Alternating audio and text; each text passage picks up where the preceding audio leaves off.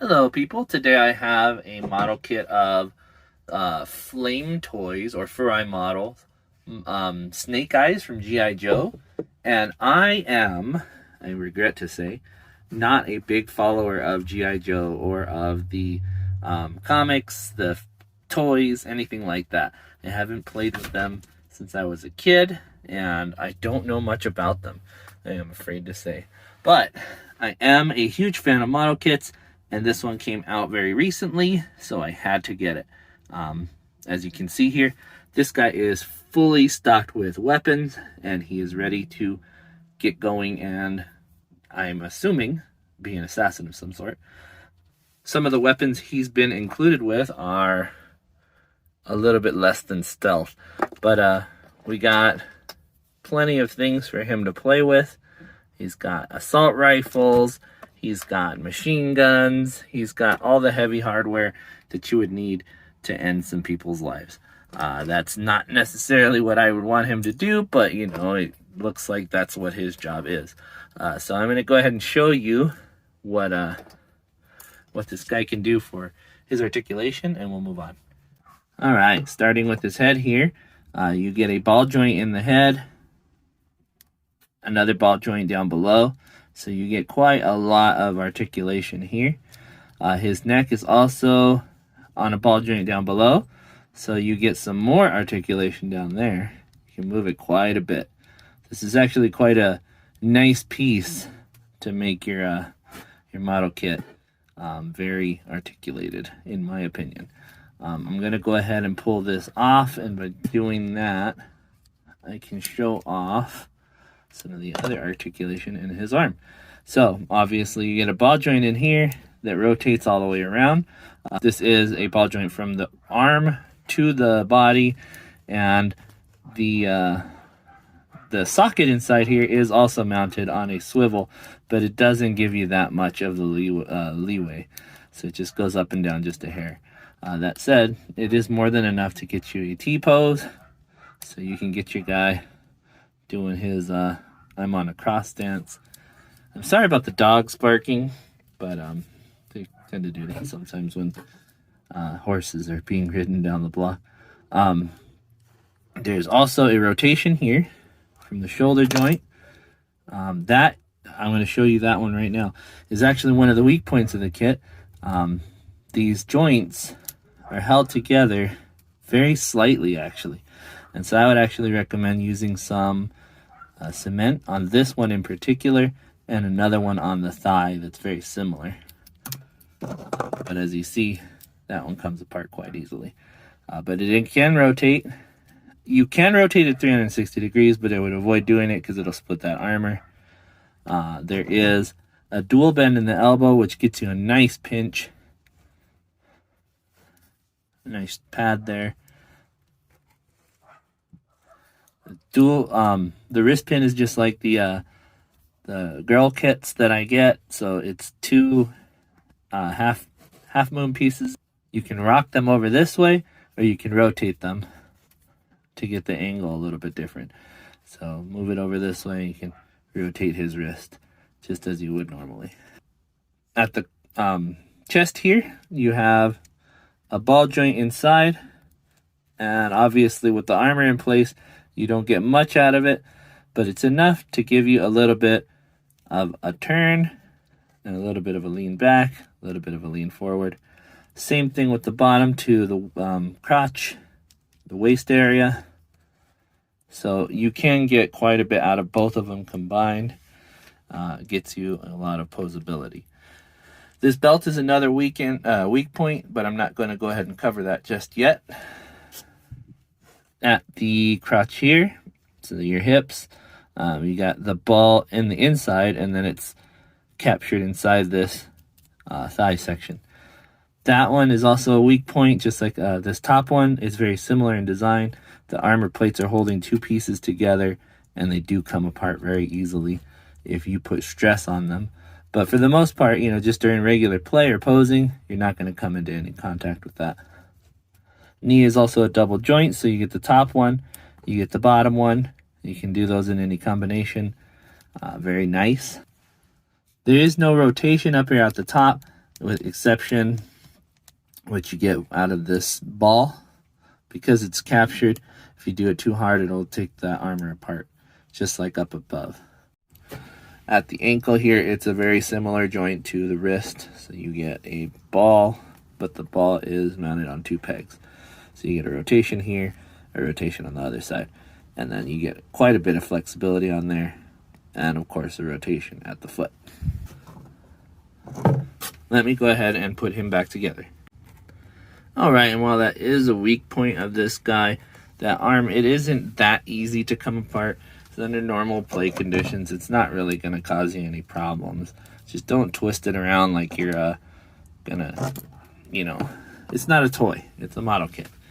It is a weak point though, so just reminder, that does happen.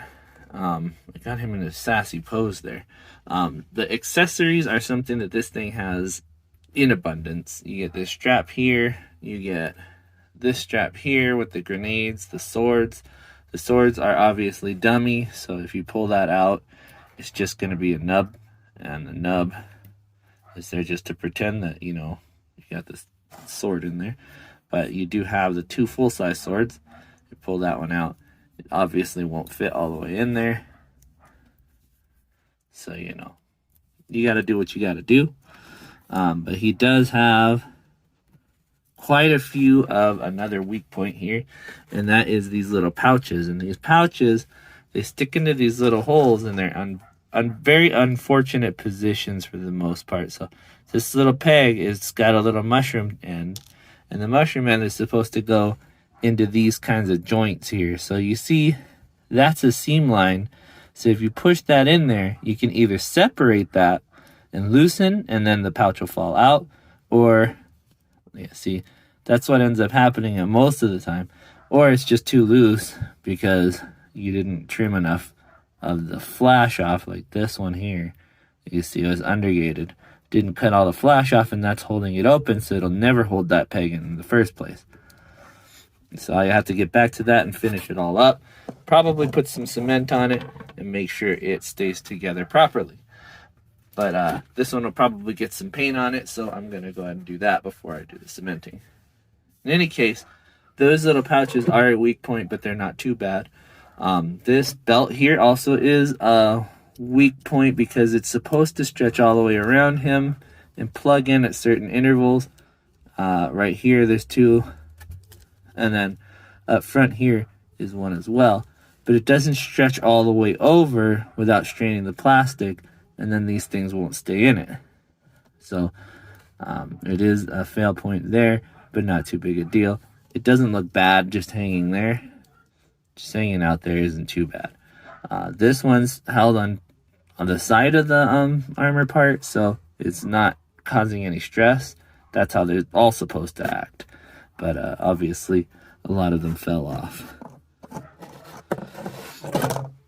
The other accessories that he comes with, these weapons, you know, that one there. There's another pouch that came off. The guns, they came in abundance. And the other thing that he includes is a variety of hands. Let me go ahead and show you those guys. So you get quite a few hands. You get open hands, you get closed hands, you get fist hands, you get grabbing hands and pointing hands, and another pouch that keeps falling off. So quite a few options as far as that goes on this guy. And this guy definitely has a lot going for him. He's a really cool kit, and I just wanted to sing his praises for a little bit, because there aren't too many Gaipla that I think, Gaipla being men that are plastic models, that have this kind of a look, that aren't excessively exaggerated. Obviously, he's got a lot of muscles here, so there is some exaggeration, but it's not as much as some of the Dragon Ball characters, or as armored up as the Star Wars characters, so you no longer recognize that they're human. I'm going to do a size comparison with some of the model kits that I generally do size comparisons with, and I will show you what that looks like right now. Alright, so here he is in a semi-neutral position, standing with a high-grade Gundam. This is the Gundam GBN base. Here he is standing next to the Jinrai from Frame Arms with the Master Grade Gundam. Again, a lot taller than I thought he would be. Frame Arms girl Architect. She's taller than him by quite a bit.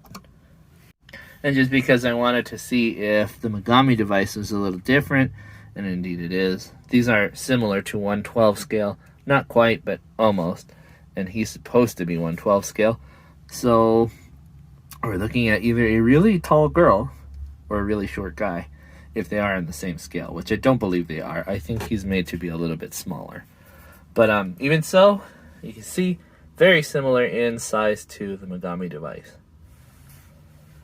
So with the size comparison out of the way, I definitely think that this one is worth the buy. I think he was $38, but I got him at Hobby Lobby for quite a bit cheaper than that, because it's the 40% off boxed model kit sale. If you can find him at full price, I think he's still worth it. It does take some love to get him perfectly. As you saw, this one's just out of the box, so I didn't give him any time or extra work. And it would definitely behoove you to give him that extra effort, I think. It'll definitely go a long way for your enjoyment, at least on shelf presence, if you give him a little bit of paint and de-seam those. I think those are pretty awful lines, but not terrible. Right here, as you see from the front view, he doesn't look bad at all. The other thing I wanted to mention was the plastic quality on this one. It is rather good, and he is decently heavy. He's not excessively heavy like some models are, but he is all polystyrene except for those hands, the rubber parts that are the ones that would have been included in this set, which are the hands, the belts, and all those pouches. Those are a lot softer, and obviously aren't polystyrene. So with that said, this is my first Flame model kit. I will definitely be building more in the future. That was not it was not a hard time to build this one at all. So I definitely had fun, and I want to do more. So I will definitely keep you guys posted on if I get any more of these. But I will see you guys next time, or you'll see me. More than likely, though, you'll see my stuff. Bye-bye.